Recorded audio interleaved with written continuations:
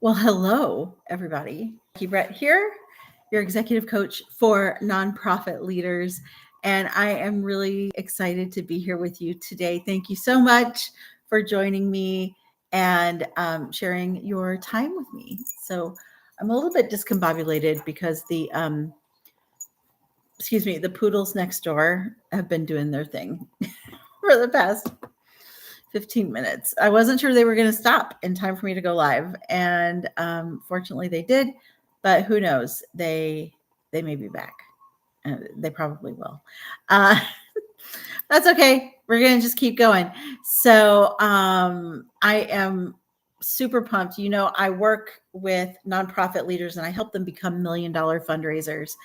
And we do that through strategic alignment, board facilitation of alignment, through building relationships. And today I am going to help you go from chaos to clarity is the intention.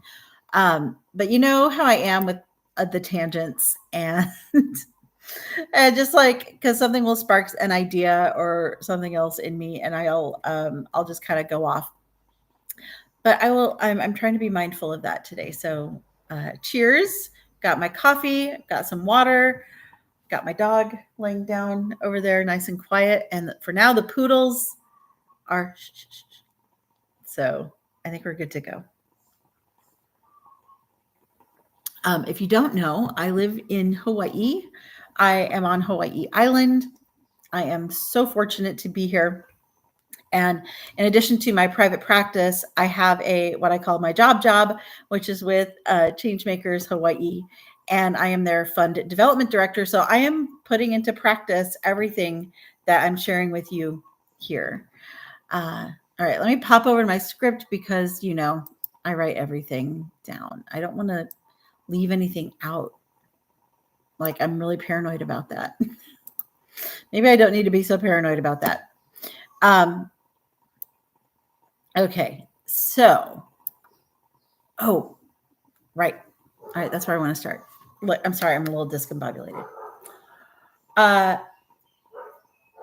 Last week, I was on the phone with an organization that has been struggling for 2 years. Like they knew 2 years ago that their revenues were not where they needed to be. And this brilliant organization doing very important work. I don't want to call them out because it's not just them. Like almost every single organization I've spoken with recently is on the brink because now there's chaos in the United States, at least. And I think that is seeping out into the rest of the world. And it is making fundraising very challenging. I mean, fundraising, it seems like I've been saying this for years. Like, oh, here's why fundraising feels hard right now. Well, I think if I'm being honest, fundraising always feels hard. Because it is challenging in a way it like challenges your self-worth, your organizational self-worth, having to ask people to give you money instead of trading an item or a service for money. And it's asking people to give you money based on like who you are, what you do. I'm sorry, I'm trying to not say like so much too. We'll see what happens. Maybe I feel like maybe I should start over. No, I'm not going to start over. It is what it is. Oh my gosh. I'm a little discombobulated. I call it poodle, discombobulated. Anyway, it's like a mental mind fuck, you know? So I get it. I get why it's hard. You have to have a super strong sense of your own self-worth because a lot of us in nonprofit, we our work is tied into our identity and who we are as a person. And so you need to have a really strong sense of self-worth, and you are asking people to support who you are. That's a lot of pressure to put on yourself. So I get it. But now when you add chaos on top of that and instability in the United States government and among funding sources that many of us have been relying on for quite some time, it makes it hard to keep the lights on, quite frankly. And but the other thing is, I gotta say, and it's not like it's not an "I told you so," but it's gonna come off like that. So I'm just gonna say it anyway. It's not like you didn't see it coming. All right, I'm not shaming you or blaming you. It is what it is, and I don't want you. Here's what I don't want you to do is to sit and feel bad and beat yourself up over it. It's okay that it has happened this way because that's how it happened. So most nonprofit leaders I have found are trapped in this endless donor chasing instead of building sustainable fundraising systems or funding systems. Not even fundraising, because by the way, your income should be about 50% contributed, 50% earned revenue. If you are not balanced in that way, you are you're just asking for trouble. Excuse me. So today I'm going to show you a 3-step framework that will help transform your fundraising, you as a fundraiser, into a strategic hero. And I do want to develop and encourage the hero in you, because look, I'm just over here doing my thing. But you are the one closest to your mission, making real change for your organization too, and the people you serve and the community you serve. So, all right, we're going to start with building the foundation. So first thing I want to touch on, and this is a good time to grab a pen, by the way, if you want to take notes. The first step in building your foundation is mission clarity. A lot of you have these complicated mission statements that you don't even know how to say. So I'm going to invite you to simplify your mission statement, like greatly simplify your mission statement. My favorite framework, which I don't remember even where I originally learned it from, probably Michael Hyatt, is we help blank people achieve blank outcome because compelling reason. Okay. So, for example, with Changemakers, we help small businesses achieve. So small businesses are the specific people. We help small business owners gain access to capital, which is the specific outcome, because we believe in economic equity and justice. We believe everyone who has a solid plan and a dream should be able to build a business based on that plan and dream. So get super clear about what your mission is. Who do you serve? Because who you serve is what leads you to the money, by the way. So who do you serve? What is the outcome? And why do you do it? What is your compelling reason? So that is one. That's step number one. Make sure you are super clear on your mission. Number two, this is all still step one. This is building your foundation. So first you're going to get mission clarity. Next, you're going to create your donor profile. And this is so easy, you guys, but you just don't do it. And you end up chasing money and creating programs that don't really align with your mission, because you're chasing money, because you have the opportunity for some money. So identify exactly who cares about what you do. Okay, so not everyone, these are your people. And here's the way I do that. I think about, and I talk about this a lot too. I feel like I've been saying this forever, but maybe some of you are new. Are you new to me? If you are, please let me know in the comments. Okay, so the way you create your ideal donor profile, think about who you serve. This is why mission clarity is so important. Who do you help? Who do you serve? And then when you serve them and they're doing well, you're achieving your outcomes, who benefits from them doing well? And then you keep asking yourself that question until you get to the answer the answer that has the deepest pockets. So an example is when I was at the Virginia Highlands Festival, and I suddenly found us to be in something of a crisis financially. I took a look at, okay, who do we serve? We serve, as a festival, we serve our community. Okay, narrow that down a bit. One of our constituencies was our local small businesses, and especially bars and restaurants. So when the festival was doing well and serving our community well, bars and restaurants did super well because people were coming in town and needing to eat. And so if I were to stop there and only invite the bars and restaurants to become sponsors or donors, then I would fail, because locally owned bars and restaurants don't operate on a big profit margin. Their margins are very tight. So while I did approach them for smaller amounts, that's not going to produce a festival for tens of thousands of people. So I continued down the path. Okay, when those bars and restaurants do well, who benefits? And I came up. Oh my God! Sorry, I got my own hair in my mouth. So when those bars and restaurants are doing well, sorry, but thank God for editing, right? I love a live stream.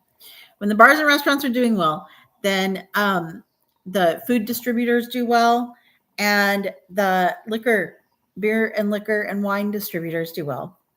So I went after the beer and liquor and wine distributor because they do have deep pockets, and even they have access to deeper pockets. So when I talked with them and we built a partnership, because then they would be doing well.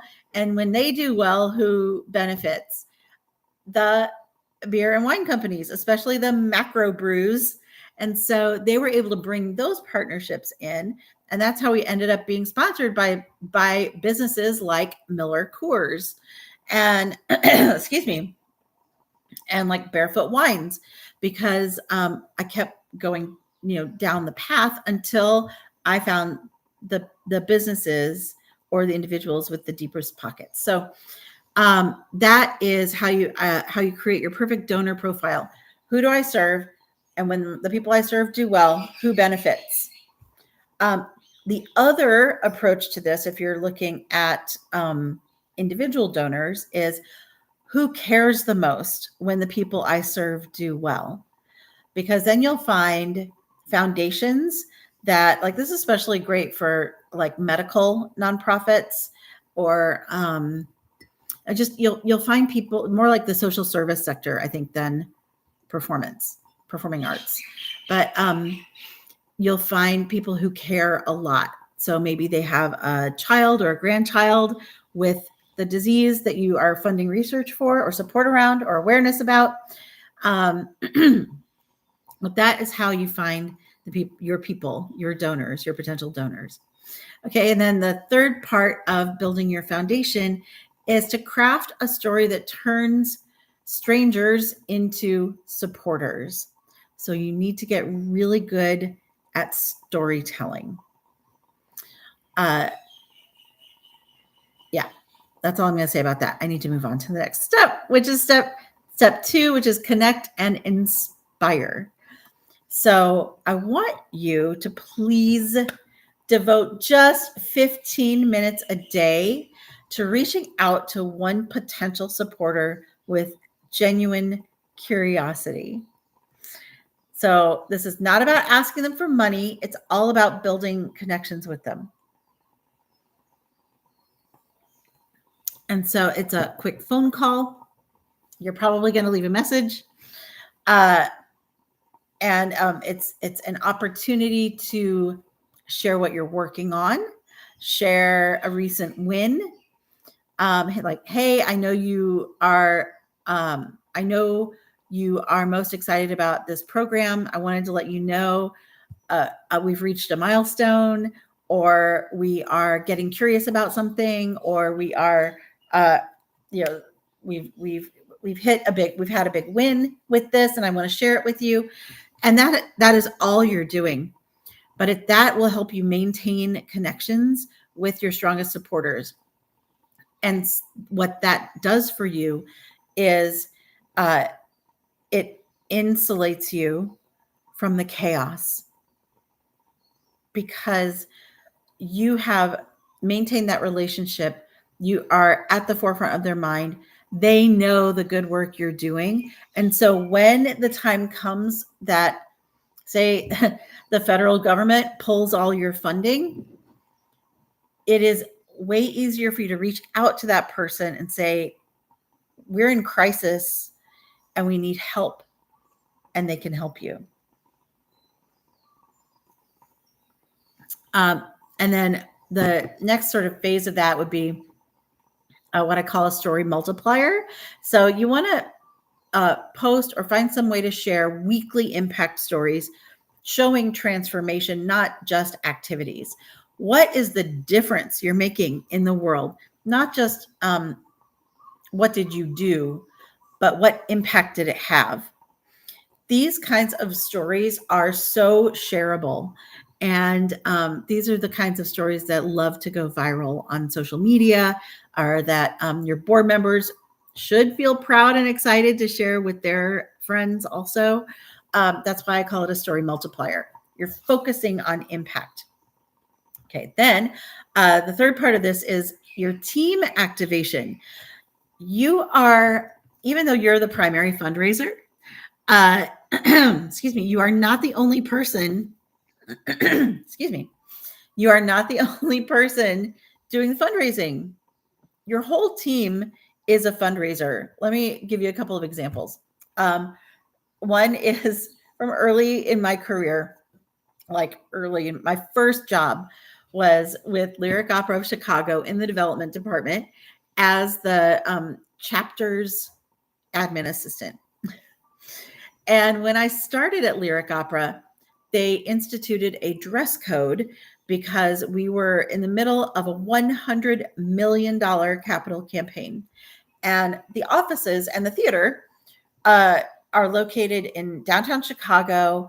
There's like an office building, and then also the theater space. It takes up a whole city block. It's a huge building. And in this office building were financial firms, law firms, all kinds of professional services, also like a private club.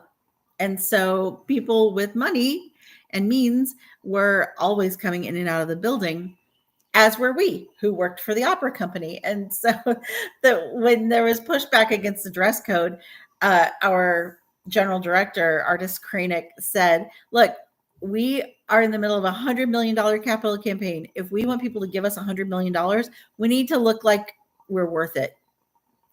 And that made a huge impression on me. So everyone on the team, everyone who worked for Lyric Opera was representing the company in this fundraising effort, even if we're not the ones asking for money. The other story I want to share with you, and I should probably pull this out for this would be a good short. So this is a story from my client, but it's not a story of our work together. This is more of just an illustration of how your whole team is involved in fundraising. My client was the patron services manager for a major equity theater. And when COVID hit and everything got shut down and had to be canceled, she took it on herself and with her team to literally call every ticket holder. It must have taken forever. But by doing that, I think it was more than 80%. I think it was closer to 85% of the ticket holders did not ask for a refund. They donated the price of their ticket And many of them actually donated additional money. And that is how how your team, even if they're not in the development department, even if they're not the main fundraiser, that is another way that they are part of your fundraising system. The care and the love and care that she showed for that organization's patrons was above and beyond, and helped them remain solvent through a very difficult time for performing arts companies. So that is team activation. Okay. If you're taking notes, this is step 3, create success. Just create some success for yourself. Here's what I mean by that. I'm going to talk about 3 things: tracking your performance, scaling what works, and a personalized strategy. So tracking performance. The things that get measured are the things that improve. So you will want to create for yourself a simple dashboard with metrics that matter. So metrics that matter are things that bring in money. Excuse me. Things that bring in money and the actions that lead to those things that bring in money. So while you cannot control how much money someone gives, you can control the fact that you reach out to them or that you even ask them. So track things like donor retention, because it costs more to get a new donor than to retain a current donor. Track your outreach, your personal outreach to them. Track what else did I want to track? I mean, obviously track the money that comes in so you can see what leads to revenues. Track your program revenue, like which programs are actually making us money. So create your own dashboard with metrics that matter. The metrics that don't matter are likes, views. The metrics that don't matter are like how many people actually opened your email. That doesn't really matter. What matters is how many are clicking on the donate button or clicking on the buy a ticket button or whatever. So you want to track the metrics that matter. Scale what works.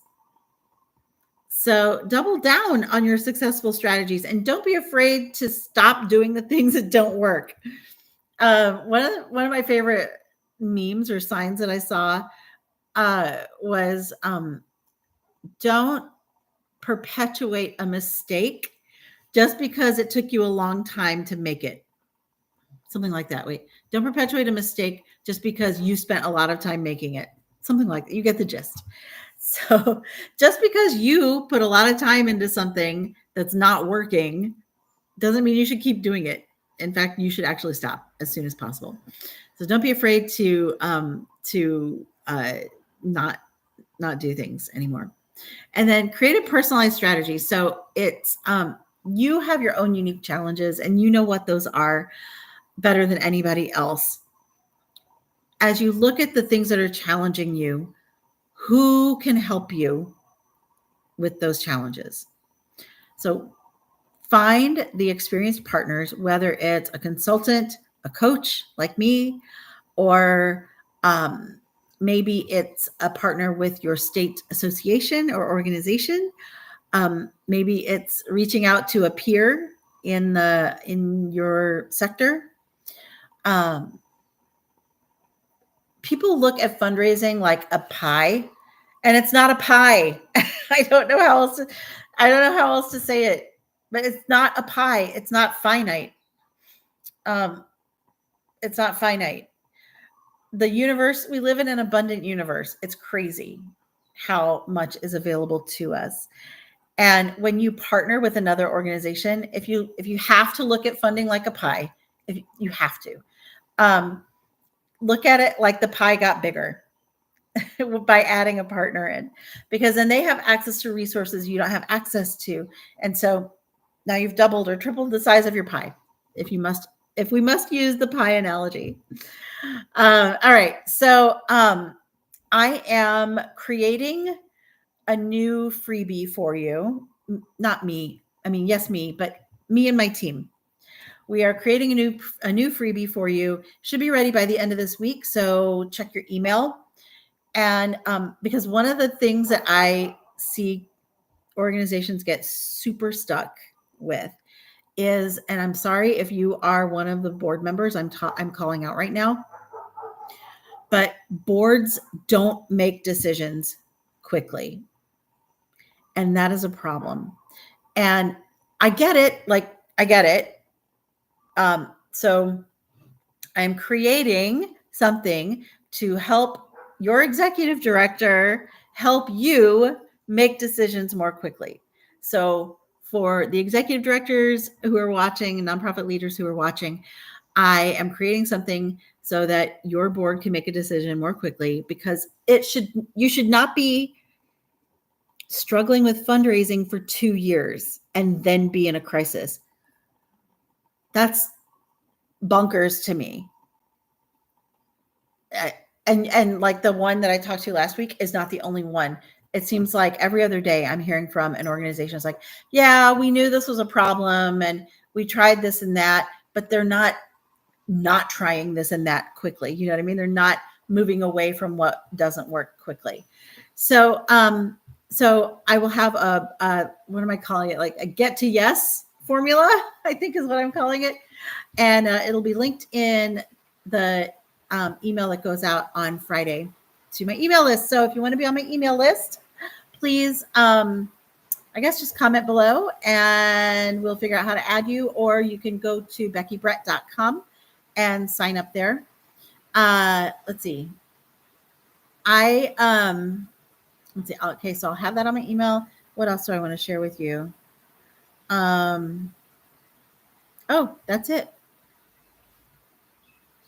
I think next week, you know what? Next week I will talk about the get to yes formula. That way I can have the link for you in the description box for that. But okay, well, then let's do a quick recap, because I do tend to ramble and we're at almost the 30-minute mark. I really do try to keep these to 20 minutes, but then it just doesn't ever happen. Perhaps if you watch me on 1.5 speed, that would work. So, okay, to recap, it's a 3-step process to get clear so that you can raise money with ease, with less stress, and be insulated against the chaos of whatever is happening outside your organization. So, number 1, build the foundation with mission clarity, your perfect donor profile, and storytelling, clear storytelling. Number 2, connect and inspire by building relationships, by multiplying your story out, creating a story that is so shareable and exciting for your supporters to share, and then activating your team, keeping in mind that you're not the only one raising money. And then step 3, create success by tracking the right things. So track your performance, scale what works, stop doing what doesn't work, and look who you can partner with to multiply your own impact. All right. Thank you so much for joining me. I think we didn't get poodled at all during this, and I am really excited by that. I will see you next week. All of my links and things are in the description box below. So I will see you elsewhere on the internet, unless you happen to be on Hawaii Island. And if you are on Hawaii Island, reach out to me, because I'd love to meet up with you. That's it. I can't believe that's it. Okay. Thank you so much for joining me, and I will see you next week, same time. And I hope you also woke up sexy as hell again.